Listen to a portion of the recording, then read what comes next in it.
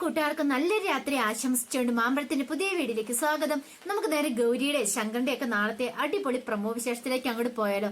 നാളത്തെ പ്രമോ വിശേഷത്തിൽ കാണിച്ചിരിക്കുന്ന മദ്യലഹരിയെപ്പെട്ട് അങ്ങനെ ആദർശ് തന്റെ മനസ്സിലുള്ള സത്യങ്ങളൊക്കെ വേണിയോട് തുറന്നു പറയും. അതോടൊപ്പം തന്നെ ഗൗരി ധ്രുവനെ കണ്ടെത്താനായിട്ട് ഇറങ്ങി പുറപ്പെടുകയൊക്കെയാണ്.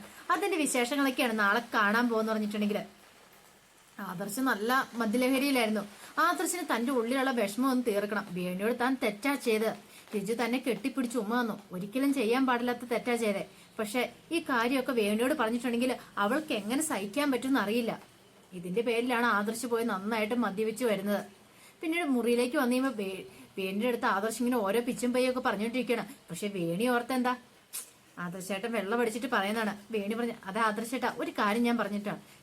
മദ്യം അടിച്ചിട്ടുണ്ടെന്ന് പറഞ്ഞുകൊണ്ട് ഇതുപോലെ കിടന്ന് പിച്ചും പേയും പറയരുതെന്ന് പറയണം.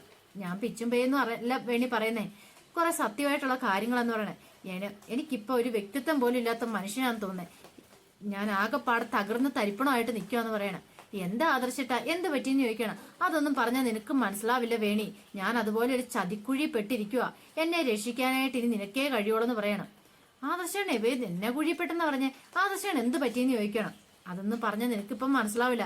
എനിക്ക് നിന്നോടെല്ലാം തുറന്ന് സംസാരിക്കണം വേണി, അല്ല ഞാൻ ചങ്കു പൊട്ടി മരിക്കുമെന്ന് പറയണം. വേണിക്ക് മനസ്സിലായി എന്തോ ഒരു സംഭവം ഉണ്ടായിട്ടുണ്ട്. അല്ലെങ്കിൽ ആദർശേട്ടൻ ഇത്രമാത്രം സങ്കടപ്പെടേണ്ട ആവശ്യമില്ല. അതും മദ്യപിച്ചിട്ട് ഇങ്ങനെ പറയേണ്ട ആവശ്യമില്ലോ. ഈ സമയം ഗൗരി ആകെപ്പാടെ പെട്ടുപോയി. ഗൗരിയാണെങ്കിൽ ധ്രുവനെ കുറിച്ച് പറഞ്ഞിട്ട് ശങ്കർ വിശ്വസിക്കുന്നുണ്ടായിരുന്നില്ല.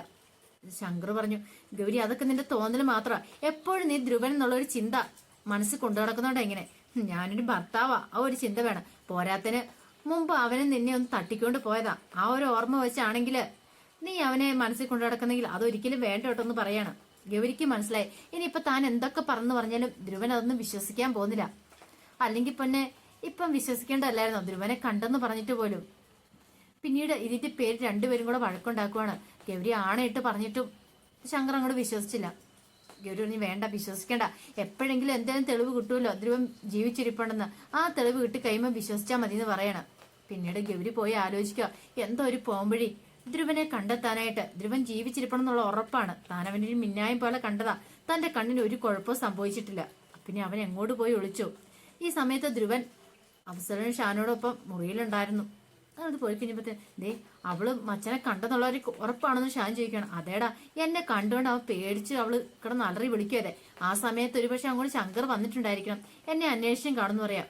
പുലിവാലായോ മച്ചാനെന്ന് ചോദിക്കണം. എവിടെ, അവളെ ചിലപ്പോൾ ഓർത്താണ് വല്ല പ്രേതമാണ്. അല്ലെങ്കിൽ ആരും വിശ്വസിക്കില്ല. അവളുടെ അച്ഛൻ തന്നെ എന്നെ ഇല്ലാതാക്കിയതല്ലേ, പിന്നെ ആരാ? അപ്പൊ ഞാൻ ആരെ കൊന്നു പറഞ്ഞാലും ആരും വിശ്വസിക്കില്ല. ഞാൻ മുമ്പേ മരിച്ചു പോയതാ. റെക്കോർഡിക്കലായിട്ട് അങ്ങനെയല്ലടെ കിടക്കണേ. ഇനിയിപ്പോ ആർക്കും എന്നെ കണ്ടെത്താനും കഴിയില്ലെന്ന് പറയാം. പക്ഷെ അവള് വള്ളി ഉണ്ടാക്കുവോ? ആ ശങ്കറിന്റെ കാര്യം അറിയാലോ. അയാൾ ഇതെങ്ങാനും അറിഞ്ഞിട്ടുണ്ടെങ്കിൽ വെറുതെ ഇരിക്കും തോന്നുന്നുണ്ടോ എന്ന് ചോദിക്കണം. അതൊക്കെ ശരി തന്നെ, പക്ഷെ ശങ്കർ അറിയാൻ പോകുന്നല്ലോ. അതിനു മുമ്പ് ഞാൻ ഗൗരിനെ ആദർശിനെ ഇല്ലാതാക്കിയിരിക്കും. ഈ ധ്രുവനോട് അവന്റെ കളി എന്ന് പറയണം. അങ്ങനെ ധ്രുവനും ബാലനും നന്നായിട്ട് മദ്യപിക്കുകയാണ്. ഈ സമയത്താണെങ്കിൽ കമലയുടെ അടുത്തേക്ക് വീണ്ടും തങ്കച്ചി ചെല്ലുന്നുണ്ട്. തങ്കച്ചിട്ട് പറഞ്ഞ്, അല്ല മോളെ, ഞാൻ പറഞ്ഞ കാര്യത്തെക്കുറിച്ച് ആലോചിച്ചെന്ന് ചോദിക്കണം. അമ്മേ, ഞാനിത് മോളൊന്നും കൂടുതൽ പറയണ്ട. എനിക്കറിയാം മോളുടെ വിഷമം എന്താന്ന്. പക്ഷെ പറഞ്ഞിട്ട് കാര്യമില്ലോ. ശേഖറിനൊരു ജീവിതം വേണ്ടേ? ഈ വീട്ടിലൊരു കുഞ്ഞിക്കാലി വേണ്ടേ? അതുകൊണ്ട് മോളൊന്ന് സമ്മതിക്ക്. ശേഖറിനൊരു വിവാഹം കഴിക്കാനായിട്ട് സമ്മതിക്കാൻ പറയണം. കമലിക്കാണെ എന്ത് ചെയ്യണമെന്ന് അറിയത്തില്ലാത്തൊരവസ്ഥയായിപ്പോയി. കാരണം ഇങ്ങനെ ഒരു ചതി ഒരിക്കലും പ്രതീക്ഷിച്ചില്ല. അമ്മ അപ്പം അറിഞ്ഞുകൊണ്ട് മനഃപൂർവ്വം തന്നെ ചതിക്കുക. ശേഖറിനോടൊപ്പം നിന്ന് കൂട്ടു നിന്നിട്ട് തന്നെ ചതിക്കുക എന്നൊരു ചിന്ത ഉണ്ടാകുന്നുണ്ട്. അമ്മയ്ക്കറിയാലോ എന്റെ അവസ്ഥ എന്താന്ന്. അതൊക്കെ എനിക്കറിയാം മോളെ. പക്ഷേങ്കിൽ നീ അവന്റെ ഒരു കാര്യം ഒന്ന് ഓർത്തു വെക്കേ, ഈ കുടുംബത്തിന്റെ കാര്യം ഒന്ന് ഓർത്തു വെക്കേ. ഒരു അനന്തരാവകാശം ഇല്ലാതെ ഈ കുടുംബം അന്യം നിന്ന് പോവില്ലേന്ന് ചോദിക്കുകയാണ്. കമലയ്ക്ക് ചോദിക്കണമെന്നുണ്ടായിരുന്നു, ഗൗരിക്ക് കുഞ്ഞുണ്ടാവില്ലേ, ഗൗരിക്ക് ശങ്കറിന് കുഞ്ഞുണ്ടാവില്ലേന്ന്. പക്ഷെ കമലയ്ക്ക് എന്തോ പേടി, കാരണം കമലയ്ക്ക് അങ്ങനെ ചോദിക്കാൻ തോന്നില്ല. ഇനി അങ്ങനെ എന്തെങ്കിലും ചോദിച്ചിട്ടുണ്ടെങ്കിൽ അതിന്റെ പേരിലായിരിക്കും അടുത്ത വഴക്കുണ്ടാകുന്നേ. തന്നെ വീട്ടിൽ പറഞ്ഞു വിടാനുള്ള പുറപ്പാടാന്ന് തോന്നുന്നത്. ഗൗരി ഇവിടെ ഇല്ല. ഗൗരി ഉണ്ടായിരുന്നെങ്കിൽ ഗൗരിയോടെങ്കിലും തന്റെ വിഷമങ്ങളൊന്ന് ഷെയർ ചെയ്യായിരുന്നു. ഇനി ഇപ്പൊ എന്ത് ചെയ്യും? എങ്ങനെ ഈ ഊരാക്കുടുക്കിലൊന്ന് രക്ഷപ്പെടുമെന്ന് ഓർത്ത് കമല ഇത് വിരുമ്പി പൊട്ടിയിരുന്ന് കരയുവാണ്. തങ്കച്ചി പറഞ്ഞു, ഞാൻ കരയാൻ പാകത്തിന് ഞാനൊന്നും പറഞ്ഞില്ലോ പറയണം. കമല പറഞ്ഞു, അമ്മേ, ഞാന് കൂടുതലൊന്നും പറയണ്ട, ആലോചിച്ച് പെട്ടെന്ന് അതിന്റെ തീരുമാനം പറയണം. അല്ലെങ്കിലും ഇനി ഇപ്പൊ ഇവിടെ നിൽക്കുന്നതിൽ എന്താ അർത്ഥമുള്ളത്? നീ നിന്റെ വീട്ടിലേക്ക് പോയാൽ പോരെന്നൊക്കെ ചോദിക്കുകയാണ്. അങ്ങനെ പറഞ്ഞിട്ട് തങ്കച്ചി അങ്ങോട്ട് ഇറങ്ങിപ്പോവാണ്. ദളിത് മഹാദേവി എങ്ങനെയായി കാര്യങ്ങൾ അവള് സംഭവിച്ചോന്ന് ചോദിക്കണം. ഇതുവരെയായിട്ട് ഒന്നും മറുപടി ഒന്നും പറഞ്ഞിട്ടില്ല. പക്ഷെ അധികം വൈകാതെ തന്നെ അവള് സമ്മതിക്കും. അവളെ ഞാൻ ഫോഴ്സ് ചെയ്ത് സമ്മതിപ്പിച്ചോളാം. എന്താ നിങ്ങൾ ആരും ഒന്നും പറയാതിരുന്നാ മതി. ആ ശേഖരനോട് പ്രത്യേകം പറയണം. അവളെ ഭീഷണിപ്പെടുത്തി ഒന്നും സമ്മതിപ്പിക്കാൻ പറ്റില്ല. ആ ഗൗരി വന്ന് അറിഞ്ഞിട്ടുണ്ടല്ലോ, അറിയാലോ. പിന്നെ എന്താ സംഭവിക്കാൻ പോകുന്നേ ഇങ്ങ് പറയണം. ഈ സമയത്ത് ആദർശ് ഓരോ പിച്ചുമ്പോ ഇങ്ങനെ പറഞ്ഞോണ്ടിരിക്കുക. വേണി കുറെ സമയമൊക്കെ കേട്ടിരുന്നിട്ട് ശേഷം പിന്നെ ആദർശൻ എന്തൊക്കെയാ പറയണെന്ന് ചോദിക്കുകയാണ്. പറഞ്ഞു, വേണിമോളെ നീ ഇതെല്ലാം കേൾക്കണം. എന്റെ വിഷമങ്ങളും വേദനകളും എല്ലാം നീ മനസ്സിലാക്കണം. എനിക്ക് നിന്നോടല്ലാതെ ഇത് ആരോടും പറയാൻ പറ്റില്ല. നിനക്ക് മാത്രമേ രക്ഷിക്കാൻ പറ്റുള്ളൂ എന്ന് പറയണം. അതെ, എന്റെ ഒരു ഫ്രണ്ട് ഉണ്ട്, അവൾക്ക് എന്നെ ഭയങ്കര ഇഷ്ടമാന്ന് പറയാണ്. ഈ ആദർശൻ ഇത് എന്തൊക്കെയാ പറയണേ? എന്നിട്ടോ എനിക്ക് അവളെ ഇഷ്ടമൊന്നുമില്ല. എനിക്ക് എന്റെ വേണിമോളെ മാത്രമല്ലേ ഇഷ്ടമുള്ളൂ. പക്ഷെ അവൾക്ക് അങ്ങനെയല്ല. അവൾക്ക് എന്നെന്ന് വെച്ചാൽ ജീവനാന്ന് പറയണം. എന്നിട്ട് അവളുണ്ടല്ലോ എന്താ ചെയ്തെന്നറിയാവോ? എന്റെ പുറകെ നടന്ന് എന്നെ ശല്യം ചെയ്യുന്ന പോട്ടെ, അത് കൂടാതെ അവൾ എന്നെ വന്ന് കെട്ടിപ്പിടിച്ച് ഉമ്മ തന്നു പറയണം. ഉമ്മ തന്നു? എന്നിട്ടിപ്പൊ എന്ത് ചെയ്യാനാ? എനിക്ക് എന്തെങ്കിലും ചെയ്യാൻ പറ്റുമോ? അപ്രതീക്ഷിതമായിട്ട് തന്നതല്ലേ. എനിക്കൊന്നും ചെയ്യാൻ പറ്റുന്നതിന് മുമ്പ് അവളങ്ങോട്ട് പോയെന്ന് പറയണം. വേണി ഒരു നിമിഷം അന്തം വിട്ട് നിൽക്കുകയാണ്. ഇത് എന്താ ആദർശാട്ടെ പറയണേ? സത്യമുള്ള കാര്യമാണെന്ന് നിൽക്കണം. സത്യ വേണി മോളെ ഞാൻ പറയണേ, സത്യമായിട്ടുള്ള കാര്യമാണ്. അവൾ എന്നോട് അങ്ങനെയൊക്കെ ചെയ്തതെന്ന് പറയണം. എന്റെ ഭഗവാനെ, നീയിപ്പൊ ഇനി ആദർശാണ് ഇതിനകത്ത് എന്തെങ്കിലും ഒരു ഇതുണ്ടോ? മത്താപ്പി ഒരു കാര്യം ഞാൻ പറഞ്ഞേക്കാം. തമാശക്കാണെങ്കിലും സീരിയസ് ആണ്, ഇങ്ങനെ എന്നോട് പറയരുത് കേട്ടോ. എനിക്ക് അത് സഹിക്കാൻ പറ്റില്ലെന്ന് പറയാം. പെട്ടെന്ന് ആദർശ് പറഞ്ഞു, എനിക്കറിയാം നിനക്ക് സഹിക്കാൻ പറ്റില്ലെന്ന്. ഇനി എനിക്ക് എന്റെ മനസ്സിൽ വെച്ചുകൊണ്ട് നടക്കാൻ പറ്റില്ല. ഇങ്ങനെ വെള്ളം അടിച്ചില്ലെങ്കിൽ എനിക്ക് നിന്നോടൊന്നും തുറന്നു പറയാൻ പറ്റില്ല. അതുകൊണ്ടല്ല ഞാൻ വെള്ളം അടിച്ചിട്ട് നിന്റെ മുന്നിലേക്ക് വന്നത്.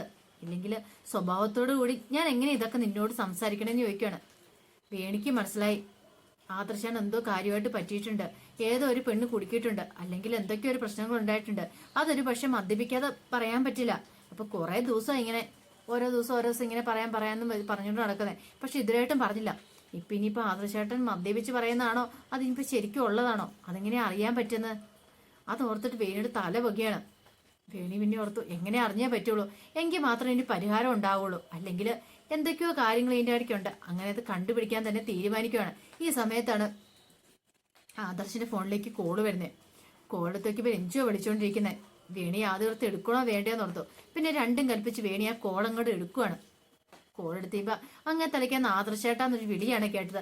ഈ വിളി കേട്ടതും വേണി ഒന്ന് ഞെട്ടിപ്പോയി. കാരണം അത്ര ഇതായിട്ടാണ് രഞ്ജു ഫോണിൽ കൂടെ സംസാരിക്കുന്നത്, അത്ര ഇഷ്ടത്തോടു കൂടി. ആ സൗണ്ട് കേട്ടതും വേണി എന്ത് ഫോൺ കട്ട് ചെയ്യണോ അതോ ഇനിയിപ്പോ എന്താ താൻ വേണിയെന്ന് പറയണോന്ന് വിധത്തിൽ അത് ഒരു നിമിഷം ഞെട്ടിത്തെറിച്ച് നിൽക്കുകയാണ്.